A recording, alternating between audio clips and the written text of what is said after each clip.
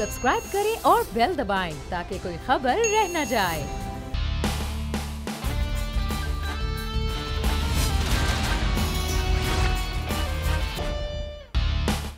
अस्सलामुअलैकुम। The special report में मुदस्सर इकबाल के साथ हाजिर खिदमत है। नाज़रीन, मामला ये है कि इस वक्त सरकारी मुलाजमीन एहतजाज कर रहे हैं इस्लामाबाद में। पहले इन्हीं सरकारी मुलाजमीन पर आंसू गैस के शेल फेंके गए, लाठी चार्ज किया गया और अब इन सरकारी मुलाजमीन की अब तमाम के तमाम मुतालिबात भी मंजूर हो रहे हैं। नोटिफिकेशन जब तक जारी नहीं होता तब तक ये एहतजाज और धरना जारी रहेगा, ये कहना है मुलाजमीन का। लेकिन उनके मुतालिबात भी तस्लीम कर लिया गए। 25% तक तनख्वाहों में इजाफे के मामलात भी हो गए। लेकिन बजट जब आएगा तो ये चीज़ें होंगी। क्या वजह है कि हमेशा मुतालिबात के लिए एहतजाज, धरना, लाठी चार्ज, आंसू गैस और रोड ब्लॉक करना ही मकसूद होता है?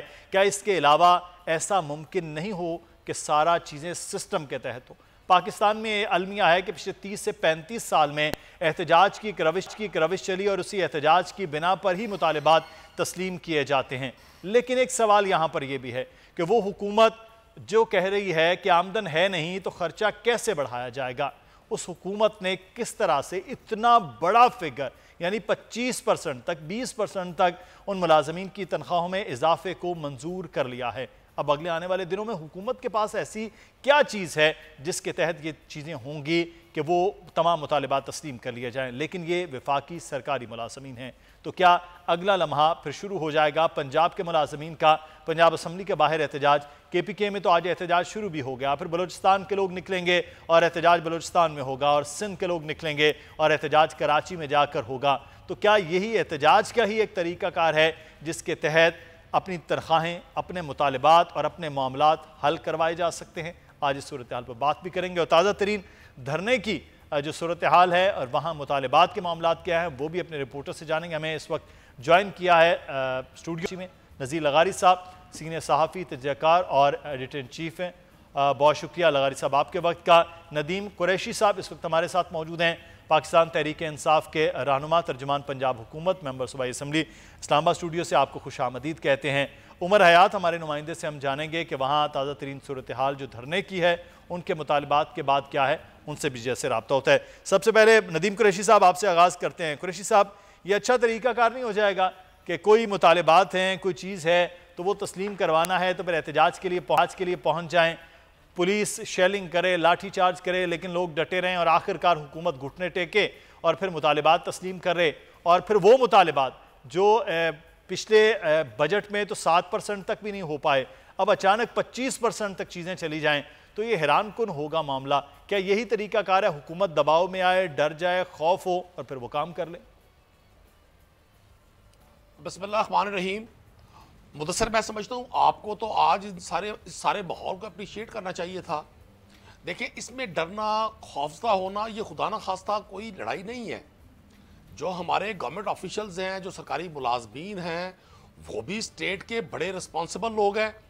और गवर्नमेंट, जाहिर है, जब गवर्नमेंट लोगों की तवक्कुआत होती हैं कि वो उनके मसाइल के हवाले से कोई स्टेप लेगी, तो उस गवर्नमेंट को फिर सारी चीज़ों को देखना पड़ता है। कल से पहले आप देखें, आप ही के दोस्त बड़ा प्रेशर बिल्ड कर रहे थे, एक माहौल क्रिएट किया जा रहा था। बल्कि यहाँ हमारे यहाँ होता ही ये है, हर चीज़ में पॉलिटिकल पॉइंट स्कोरिंग का एक ऐसा एलिमेंट अब शामिल होने लगा है कि जैसे इन मुलाजमीन की तरफ से मालूम हुआ कि जी ये किसी एहतजाज पर हैं या ये गवर्नमेंट के खिलाफ किसी एक रैली को लीड कर रहे हैं इस्लामाबाद में, PDM के दोस्तों ने भी इसमें इंटरफेयर शुरू कर दिया। मैं समझता हूँ गवर्नमेंट ने हमेशा से कोशिश की है, बिलखुसूस पाकिस्तान तहरीक इंसाफ की गवर्नमेंट ने, कि मुआशरे के हर शोबे के लोगों को जो उनका राइट है वो उनको मिलना चाहिए। और मैं समझता हूँ कुरैशी साहब, हम तो खुश हैं कि आज ये मुतालिबात तस्लीम हो गए हैं। सर, आज कोई लाठी चार्ज नहीं हुआ, कोई आंसू गैस नहीं हुई। कल तो मैदान जंग बना हुआ था, तो वही हुकूमत थी ना जो आज मुतालिबात तस्लीम कर रही है। कल आपने लाठियां उन्हीं पर बरसाई, उन्हीं पर आपने शेलिंग की। तो ये हुकूमत को तो बहरहाल ये सवाल होता है कि एक तरह से आपने जोर आजमाई कर ली, वो जोर नहीं लगा, और अब दोबारा से आपने फिर पीछे हटे हैं तो मुतालिबात तो सर ये तो कल ही हो जाते। मुतालिबात तस्लीम तो अच्छा नहीं था, शेल भी बच जाते, खर्चा भी ना होता, डंडे भी ना बरसते और लोग जख्मी भी ना होते। देखिए मुदस्सिर, मैं आपको एक चीज़ अर्ज करूं, कल भी जो सूरत हाल थी, देखिए जिन्होंने इन मुजाहिरीन को रोका वो भी सरकारी मुलाजमीन हैं। बिल्कुल, पुलिस के या लॉ इन्फोर्समेंट एजेंसीज के जो लोग हैं वो भी गवर्नमेंट को सर्व कर रहे हैं, वो भी रियासत पाकिस्तान के मुलाजिम हैं, वो भी अपनी जिम्मेदारी पूरी कर रहे हैं। मैं समझता हूँ कल का जो नाखुशगवार वाक़या है वो किसी सूरत नहीं होना चाहिए था। मुझ समेत कल प्राइम मिनिस्टर ऑफिस में भी एक मीटिंग थी, मुझ समेत तमाम लोग इस बात पर बड़े मुतरद्दिद थे कि ये इस तरह का वाक़या नहीं होना चाहिए था। लेकिन जब एक मॉब मूव कर रहा होता है तो उसमें बहुत सारे एलिमेंट ऐसे शामिल हो जाते हैं। कॉन्स्टिट्यूशन एवेन्यू जो है, डी चौक जो है, जाहिर है पूरा फेडरल उसका सिस्टम यहाँ पर है, गवर्नमेंट की मशीनरी सारी यहाँ काम कर रही होती है। तो पुलिस ने कोशिश की मुजाहिरीन को, पहले बड़ी मतलब एक ख्वाहिश ये थी सब लोगों की, जितने भी यहाँ पे पुलिस के अफसरान मौजूद थे, उन्होंने मुजाहिरीन को रिक्वेस्ट भी की कि आप पुरअमन तरीके से जहाँ पर एहतजाज कर रहे हैं आप यहीं पर करें। गवर्नमेंट की टीम आपके लोगों से, आपके लीडर से बाकायदा मुज़ाकरात करने के लिए वो नामजद हो गई है, आपसे रब्ता होने वाला है। लेकिन मुजाहिरीन ने जब वहाँ से स्टेप फॉरवर्ड करने की कोशिश की और कोशिश की कि पार्लियामेंट की तरफ बढ़ा जाए और कॉन्स्टिट्यूशन एवेन्यू पर किसी धरने की सूरत में या किसी एजिटेशन को मजीद बढ़ाया जाए, तो वहां ये नाखुशगवार वाकया हुआ। सही, लेकिन हुकूमती सतह पर किसी भी जगह पर इस वाकये को नापसंदीदाई मिली है। अब देखते हैं कि अगले आने वाले दिनों में क्या होते हैं। लगारी साहब को भी तज्जिया लेंगे, लेकिन उससे पहले वहां ताज़ा तरीन सूरत हाल नईम असगर हमारे नुमाइंदे हमारे साथ हैं, उससे जान लेते हैं। नईम, क्या सूरत हाल है इस वक्त? मुतालिबात तो तस्लीम हो गए, पर धरना क्यों खत्म नहीं हो पा रहा? जी बिल्कुल, इस वक्त हम यहाँ पर प्रेस क्लब के बाहर जो सरकारी मुलाजिम है उनका धरना जारी है। अब से कुछ देर पहले जो मुज़ाकरात हुए थे और फिर वज़ीर दाखिला शेख रशीद ने इनके मुतालबात मानने का ऐलान भी किया, प्रेस कॉन्फ्रेंस भी की गई, लेकिन इसके बावजूद जो है वो जारी है, धरना जारी है। इस हवाले से अभी कुछ देर पहले हमने मुलाजिम से बात करने की कोशिश की।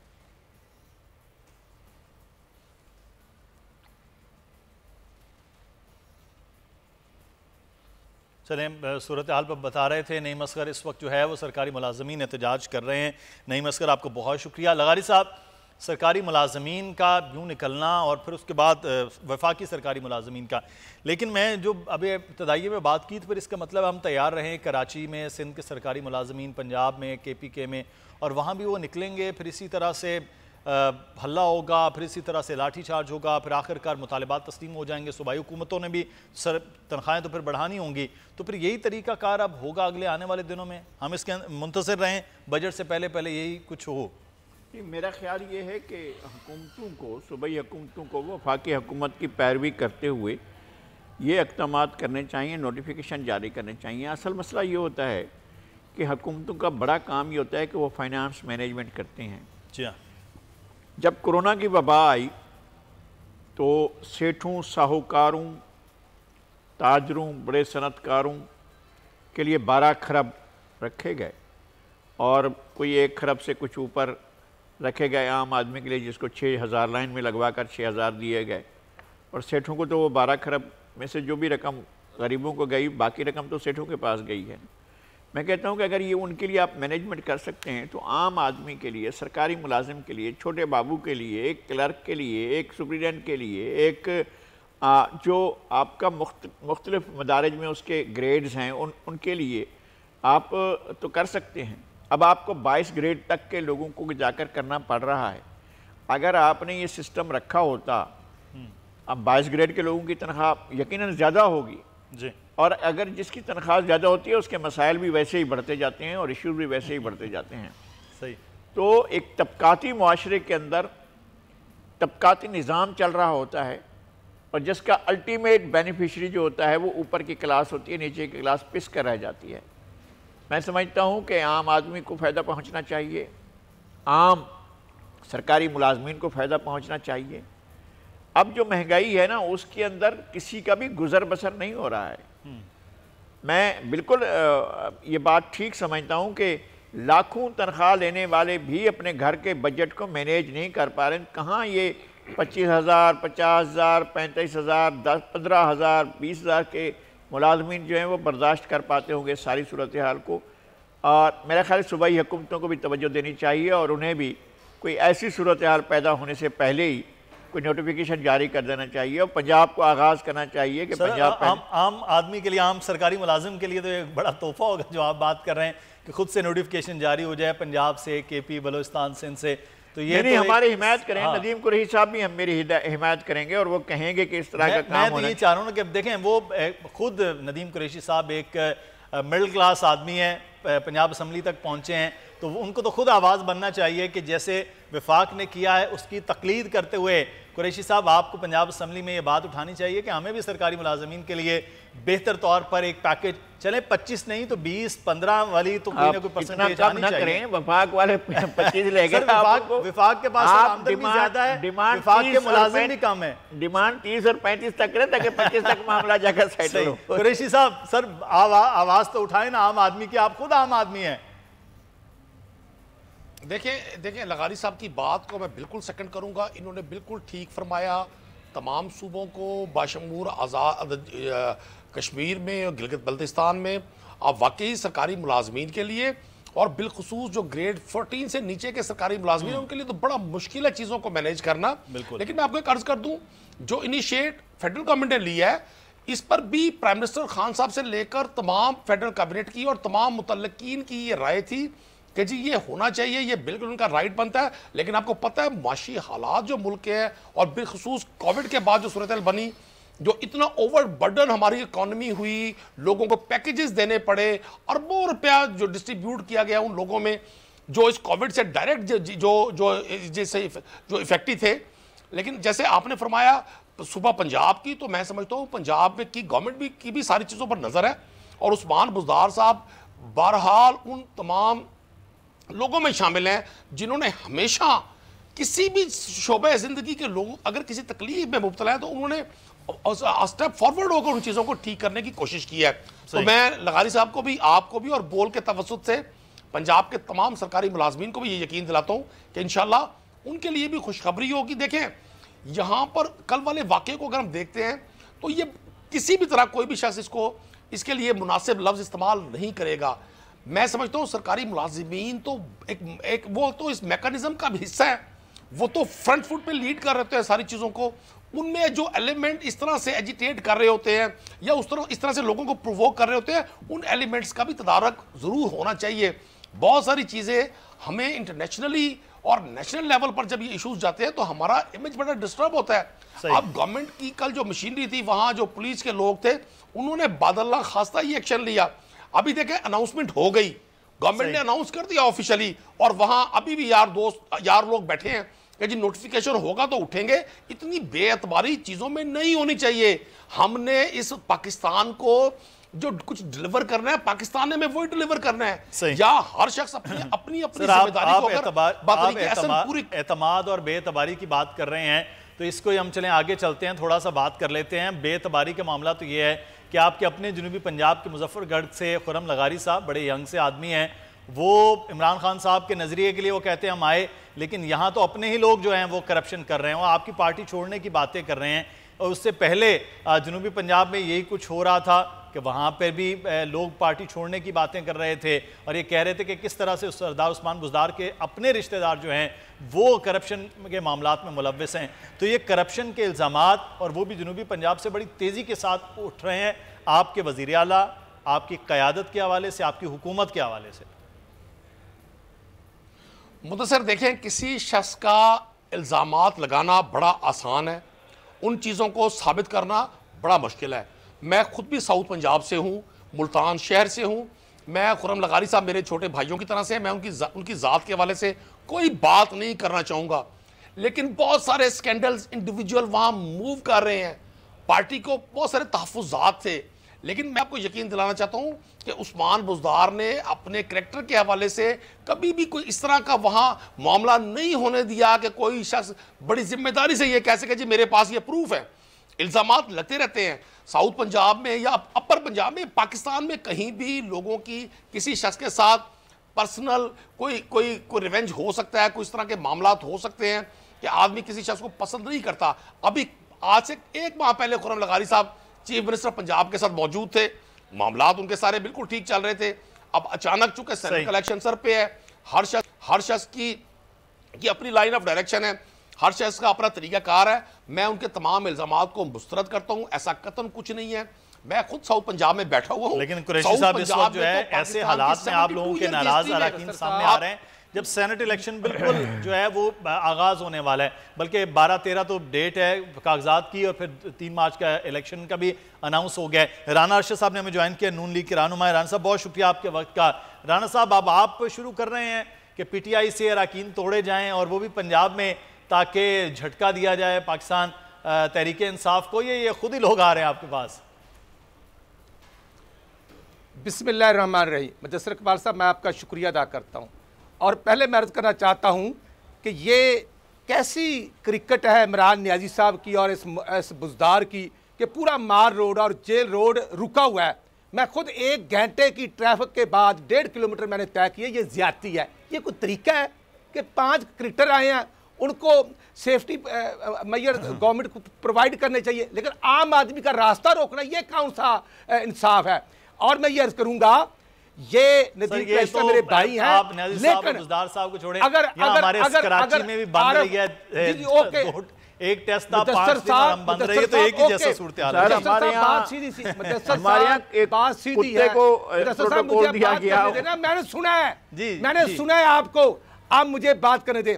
मुदस्सिर साहब, वो आरिफ अलवी साहब है एक शख्स का नाम, जो PTV पर हमला करके कहता था वेल डन खान साहब, कब्जा हो गया।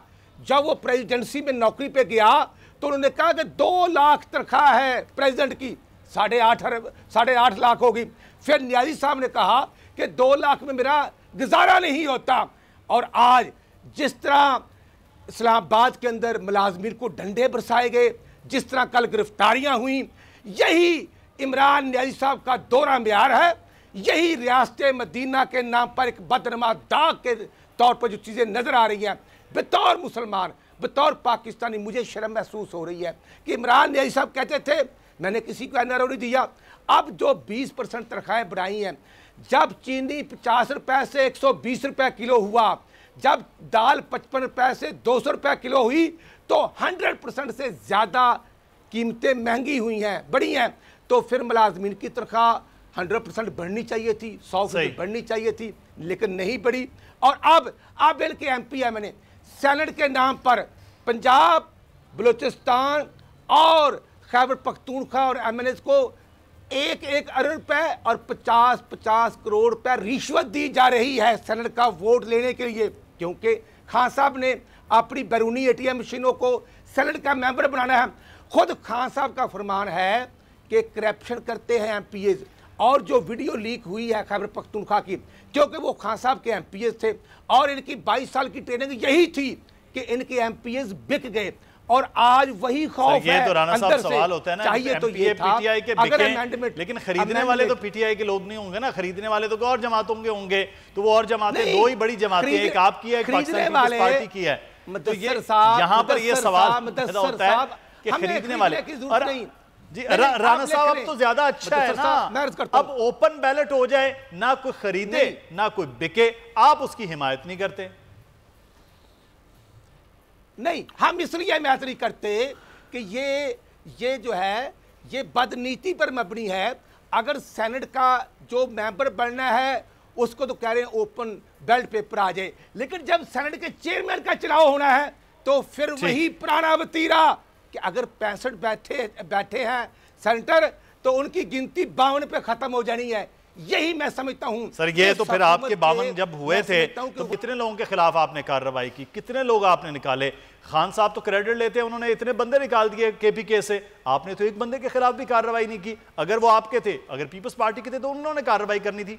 दोनों जमातों ने, जमीयत उलमा इस्लाम ने, किसी ने कोई कार्रवाई नहीं की, और फिर सेनेट में आपके अपने चेयरमैन सेनेट के लिए मामला रह गए, और फिर पाकिस्तान तहरीक इंसाफ जो है वो कामयाब हुई। हमें एक ब्रेक लेना है, ब्रेक के बाद वापस आते हैं, फिर मजीद बात करते हैं। जी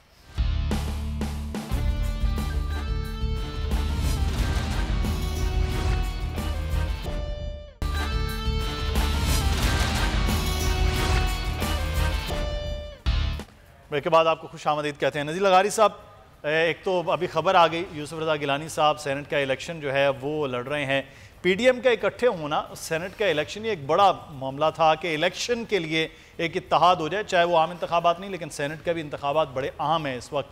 तो क्या इस वक्त सिचुएशन आप देख रहे हैं कि अगर ये ओपन बैलेट और सीक्रेट बैलेट के मामला भी हल हो जाते हैं ओपन बैलेट की तरफ, तो फिर PDM के इस सारे इत्तेहाद और इन सारे मामलात पे कहाँ तक चीज़ें पहुँचेंगी? मेरे ख्याल में अब शायद ओपन और सीक्रेट का, शायद मेरा ख्याल है, मेरा अंदाज़ा है कि शायद ये बहस आगे ना चल सके, क्योंकि जो इसका ऐलान है, अनाउंस हो गया इलेक्शन। हाँ, इलेक्शन के शेड्यूल का ऐलान हो गया है।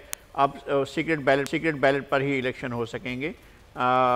इसके वो जो है, अब कोर्ट की अगर अब फैसला आ भी जाता है तो ये अगले इलेक्शन पर शायद जाएंगे और उस पर अमल दरामद जो है वो अगले इलेक्शन तक जाकर हो सकेगा, या फिर इस दौरान में अगर पार्लियामेंट कोई फैसला करती है तो पार्लियामेंट सुप्रीम है, और अगर पार्लियामेंट कोई इसको रिव्यू करती है और दोबारा उस तरफ जाती है तो फिर एक अलग बात होगी। मेरे ख्याल में ये फैसला बहुत सोच विचार के बाद हुआ है, और तीनों जो लीडर्स हैं PDM के, मियां नवाज शरीफ, आसिफ अली जरदारी और मौलाना फजलुर रहमान, इनके दरमियान बातचीत हुई है और बड़ी हद तक इस बात को तय किया गया है कि फोर्थ कमिंग जो इलेक्शन में होंगे चेयरमैन सेनेट के, उसमें चेयरमैन सेनेट के तौर पर आगे लाया जाएगा यूसुफ रज़ा गिलानी साहब को। मेरे ख्याल में उन्होंने नंबर गेम के सिलसिले में भी बातचीत हुई है।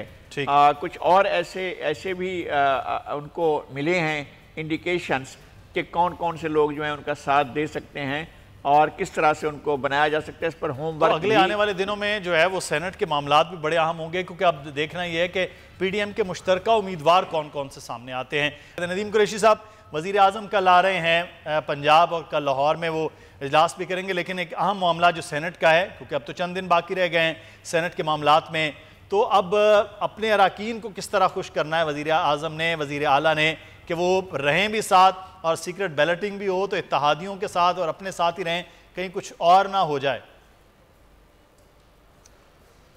देखिए मुदस्सिर, पंजाब में कतन कोई अराकीन असम्बली नाराज नहीं है। एक आध जो दोस्त हमारे खफा हैं, उनके ज़ाती इश्यूज हैं, उनका कोई इज्तिमाई ऐसा इशू नहीं है पार्टी के हवाले से। और आप या मीडिया के जो दोस्त बार बार कह रहे हैं जी पंजाब में नाराज अराकीन असम्बली, ऐसा सिलसिला नहीं है।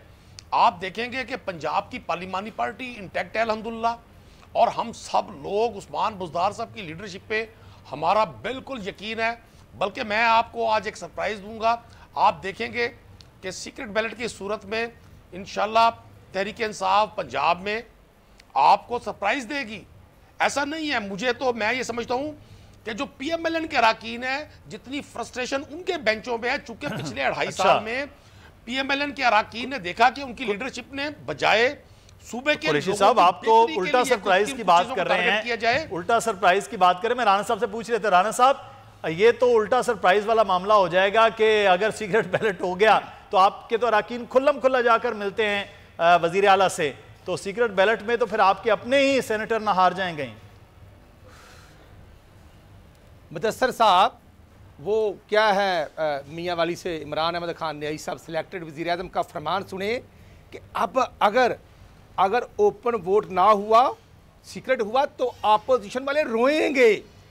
एक फरमान उन्होंने पहले दिया था कि मैं किसी को गरीब नहीं रहने दूंगा, मैं सबको रुलाऊंगा। तो पूरा पाकिस्तान आज रो रहा है इमरान खान साहब के उस फरमान को। जब कल वो डंडे बरसा रहे थे मुलाजमीन पर और उनको कहते थे कि आप तनख्वाह की बात ना करें, ये नदीम कुरैशी मेरे भाई हैं। फिर पंजाब के अंदर खैबर पख्तूनख्वा के अंदर MPs की तनख्वाहें डबल क्यों हुई यार सदर की तनख्वाह डबल हो गई, फेडरल मिनिस्टर की तनख्वाह डबल होगी, तो उनको तो डंडे नहीं मारे गए यार, गरीबों को डंडे मारे गए हैं। ये है इमरान न्याई साहब का डबल रोल। मेरे भाई ये तो पुराने व्यापारी हैं। जब मार्च 2018 में इलेक्शन हुआ तो इनके 34 वोट थे पंजाब के अंदर, और हमारे पुराने गवर्नर और आज इनके गवर्नर जो 42 या 41 वोट लेके गए थे, ये खरीदो फरोख्त के माहिर हैं इमरान खान साहब। खैबर पख्तूनख्वा में वोट बेचे और जिन्होंने पैसे लिए उनसे भी पार्टी फंड ले लिया, पार्टी फंड के नाम पर उनसे भी ले लिया।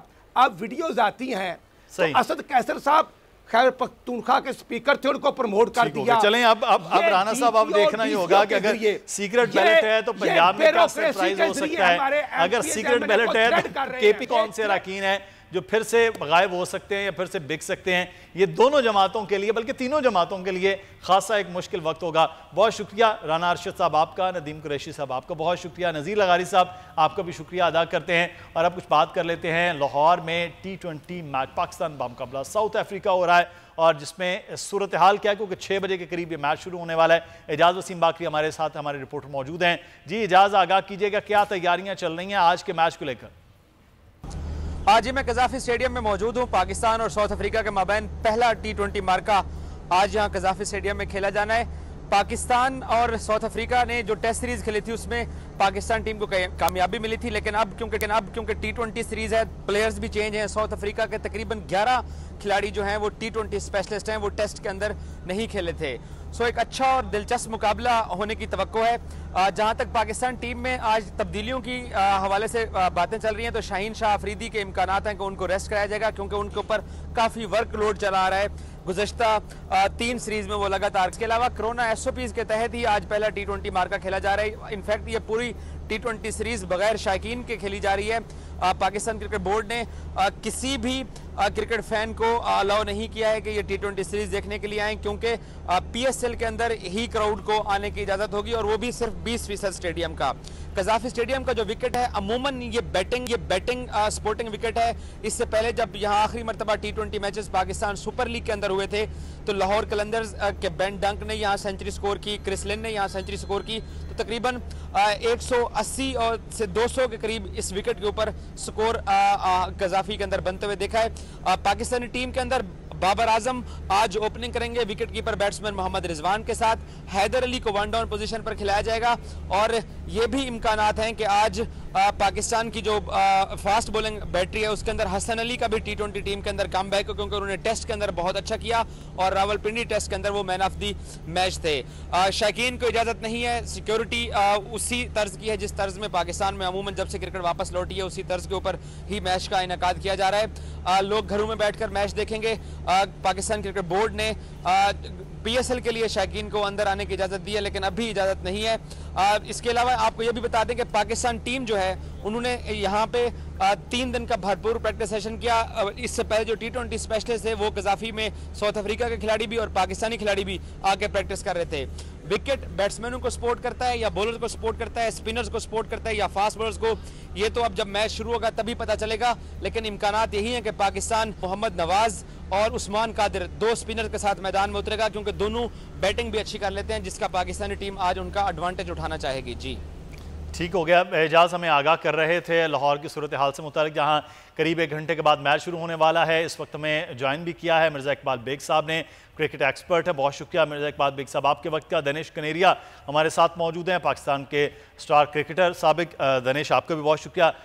दनेश आपसे आगाज़ कर लेते हैं कि ये आज एक तो हम जब भी कजाफी स्टेडियम के बारे में देखते हैं एक बड़ा अच्छा स्कोर करने वाली पिच होती है।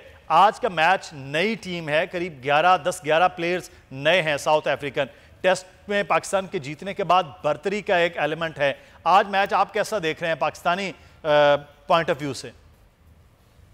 पाकिस्तानी पॉइंट ऑफ व्यू से मैच बहुत जबरदस्त होगा, क्योंकि देखे south African after losing the series over year वो उनके यंग गन्स आए हुए हैं और पूरी उनकी साइड यंग है। जब आप यंग लड़कों को इंडक्ट करते हैं खासतौर से T20 के अंदर, तो वो जितनी उनके माइंड में एक चीज होती है, जब आप उनको इंटरनेशनल स्टेज पे मौका मिलता है तो उनको ये होता है कि अगर हम ये इस स्टेज पे परफॉर्म करेंगे तो हमें फ्रेंचाइजेस जो होती है दुनिया में, जो लीग्स होती है उसके अंदर हमें कॉल अप आ सकती है।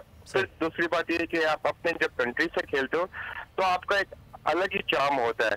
आज जो है काफी हार्ड आएंगे पाकिस्तान के ऊपर, बिकॉज जिस तरह के हमने जो देखी था टेस्ट सीरीज में उनको शिकस्त हुई, और साउथ अफ्रीकन है वो इतना काम क्रिकेट नहीं खेलते, जहां तक मैंने उनके साथ जितनी क्रिकेट खेली है। दे वेरी वो होते हैं, बहुत ज्यादा हार्ड आते हैं आपके ऊपर, वो आपको मौका नहीं देते। तो आज पाकिस्तान नो डाउट कॉन्फिडेंस उनका बहुत जबरदस्त होगा, मोटिवेटेड है, सीरीज जीते हुए, हार्ड आना चाहिए। लेकिन साउथ अफ्रीकन भी है, they are very good T20 specialist in their team और bunch of guys they are very good. जो है अपना जो है पाकिस्तान के लिए सही। मिर्ज़ा इकबाल बेग साहब, सर टीम में बहुत बड़ी चेंजिंग है साउथ अफ्रीका की, लेकिन पाकिस्तान का कॉन्फिडेंस भी है। आज कुछ चेंज भी है पाकिस्तान की टीम के अंदर भी। बहरहाल तो आप इस मैच को गद्दाफी स्टेडियम में क्या देख रहे हैं T20 के हवाले से? कब पाकिस्तान आज फेवरेट ज्यादा नहीं है क्या? देखिए मुदस्सर, एक तो सबसे बड़ी वजह ये कि वहां पर ओस गिर रही है और आज शुड भी हेजी वेदर था, तो टॉस बड़ा वाइटल रोल प्ले करेगा, क्योंकि कल भी पाकिस्तानी क्रिकेट टीम ने गेंद गीली करके प्रैक्टिस की थी। इसका मतलब ये हुआ कि जो भी टीम टॉस जीतेगी उसकी ये कोशिश होगी कि जो इब्तिदा में ड्राई कंडीशंस है वहां अपने बॉलर्स को बॉलिंग कराई जाए, क्योंकि फिर उसके बाद जब दूसरी टीम बैटिंग करेगी तो वो गेंद गीला हो जाएगा, जिसकी वजह से गेंद को ग्रिप करने में मुश्किल होगी। तो एक तो हेजी कंडीशन है, ओस पड़ रही है, शबनम पड़ रही है, जिसकी वजह से रोल प्ले करेगा। दूसरे साउथ अफ्रीका की ये जो टीम आई है ये तो मजबूरन आई है, एक्चुअली उनकी सीरीज थी टेस्ट सीरीज ऑस्ट्रेलिया के साथ, और साउथ अफ्रीका की ये टीम जो थी जो हमारे यहाँ आई थी टेस्ट खेलने क्विंटन डिकॉक की कप्तानी में, इसको टेस्ट सीरीज खेलते ही वापस साउथ अफ्रीका रवाना होता ताकि वहां पर क्वारंटीन का वो पीरियड पूरा कर सके। लेकिन बदकिस्मती रही कि जब ऑस्ट्रेलिया ने दौरा मंसूख किया उससे पहले ही साउथ अफ्रीका ने अपने यंगस्टर्स पर मुश्तमिल एक नया कप्तान हेनरिक क्लासन उसकी कप्तानी में एक नई टीम अनाउंस कर दी थी। तो फिर वो अपने डिसीजन पर कायम रहे और उन्होंने कहा कि हमारी टीम है वो वतन वापस आएगी और यंग टीम जो है वो हिस्सा लेगी। T20 में आप कुछ भी नहीं कह सकते। आपको याद होगा अक्टूबर 2000 की टीम यहाँ पाकिस्तान आई थी T20 सीरीज खेलने के लिए, मिसबा नए नए हेड कोच बने थे, तो उस सीरीज में श्रीलंकन टीम व्हाइट वॉश करके चली गई। हम उस पे नहीं जाते। यंगस्टर्स के लिए एक अपॉर्चुनिटी होती है कि वो अच्छा परफॉर्म करे, टीम में अपनी जगह बनाए। ये भी जहन में साउथ अफ्रीकन सिलेक्टर्स के कि इस साल जो है भारत में वर्ल्ड T20 होना है, नौजवानों को मौका दें, यहाँ की सब कॉन्टिनेंट की कंडीशन से वो अपने आप को हम आहंग कर सके। तो बहुत सारे फैक्टर्स हैं, लेकिन तवक्को यही है कि मुकाबला दिलचस्प होगा, एकतरफा मुकाबला नहीं होना चाहिए। सही, बिल्कुल सही। अच्छा दानिश, ये एक चीज़ है, हसन अली की ने बड़ा ज़बरदस्त किस्म की बॉलिंग दोनों इनिंग के अंदर की। लास्ट आज तवक्को हो रही कि हसन अली भी टीम का हिस्सा होंगे, तो हसन अली का आप समझते हैं कि एक T20 के बॉलर के तौर पर बड़ा अच्छा परफॉर्म करते रहे हैं, इजाफा अच्छा होगा वापस हसन अली का आना? इजाफा बहुत अच्छा होगा, और जिस तरह से उसने कमबैक किया आफ्टर 2 ईयर, जिस तरह इंजरी से वो निकला है, डोमेस्टिक पूरा खेला और उसने अपने आप को फिट रखा और फिर टेस्ट क्रिकेट में आके कमबैक करना, इस तरह की परफॉर्मेंस दे रहा है एज अ फास्ट बॉलर, बहुत क्रेडिट जाता है हसन को। और डेफिनेटली पाकिस्तान हसन को मिस भी कर रहा था T20 के अंदर, बिकॉज हमने पास में देखा कि हसन अली ने पाकिस्तान के लिए बड़ी खिदमत दी हुई है, वनडे क्रिकेट और T20 हो, तो उसका एक इंडक्शन होना बहुत जबरदस्त होता है। पाकिस्तान के पास देखिए अभी जो है ड्यू फैक्टर बहुत इंपॉर्टेंट है, वाइटल है। लेकिन एक जो हम बात कर रहे हैं ना ड्यू फैक्टर की, इसके अंदर पाकिस्तान अगर स्पिनर्स 2 को रखता है, अगर पाकिस्तान टॉस हार जाता है और जो है पहले उनकी वो आ जाती है बैटिंग आ जाती है और सेकंड में वो फील्ड करेंगे, देन फिर वो फंसेगा। लेकिन जो जहां तक साउथ अफ्रीकन की बात है, ड्यू के अंदर अगर वो बॉलिंग करते हैं ना तो वो थोड़ा मुश्किल साबित हो सकती है, क्योंकि उनके पास जूनियर डला और पिट्रोस और ऐसे बॉलर है जो स्किडी, विकेट के ऊपर से काफी स्किडी है, और वो जो है बैक ऑफ लेंथ काफी बॉल करते हैं, शॉर्ट ऑफ लेंथ में प्रेफर नहीं करते, उनको अच्छा नहीं लगता है। क्योंकि आपने अभी जो एक्सपीरियंस है ना, जो फॉर्म में थे हफीज वो नहीं है, आपकी बैटिंग अभी रिलाई कर रही है सिर्फ बाबर के ऊपर। तो पाकिस्तान की बैटिंग को भी देखना पड़ेगा कि पाकिस्तान की बाबर के अलावा और लोगों ने भी रन्स करने, सिर्फ बाबर पे नहीं सारा मलबा डाल देना चाहिए। बिल्कुल, बाकी भी प्लेयर्स होंगे। मैं क्विकली बेग साहब आपसे, सर उस्मान कादिर और नवाज वो T20 में हिस्सा होते हैं पाकिस्तान में, तो आज स्पिनर्स को किस तरह से इन दोनों को देख रहे हैं आप? देखिए उस्मान कादिर ने मुदस्सिर जो इससे पहले जिम्बाब्वे के खिलाफ होम सीरीज हुई थी, शादाब खान अनफिट थे, तो उस्मान कादिर ने बड़ी उम्दा बॉलिंग का मुजाहरा किया था, तो उस्मान कादिर को तो मौका मिलेगा।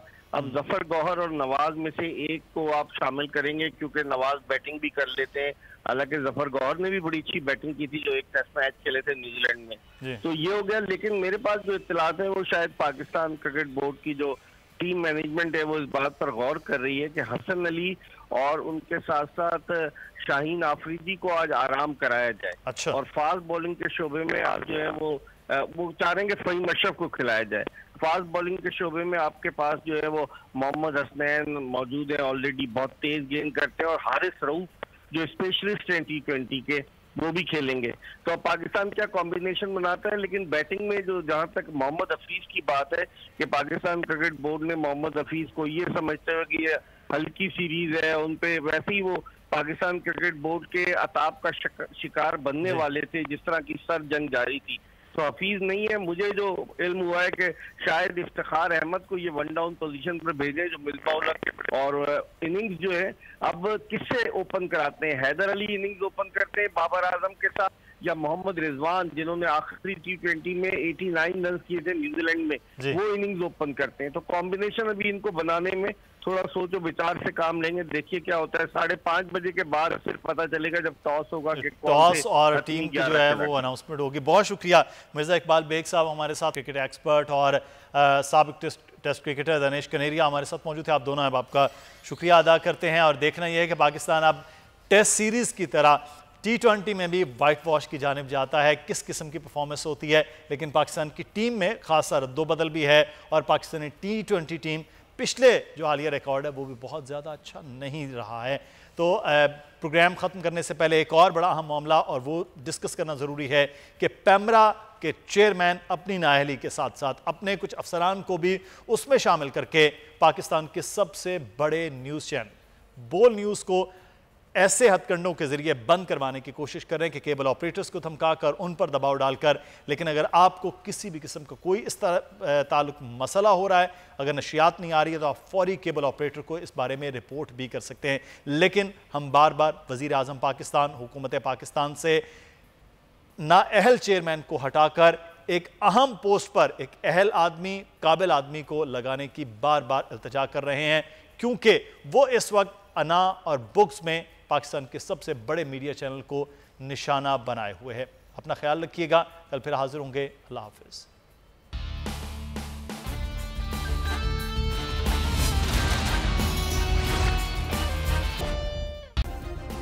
सब्सक्राइब करें और बेल दबाएं ताकि कोई खबर रह न जाए।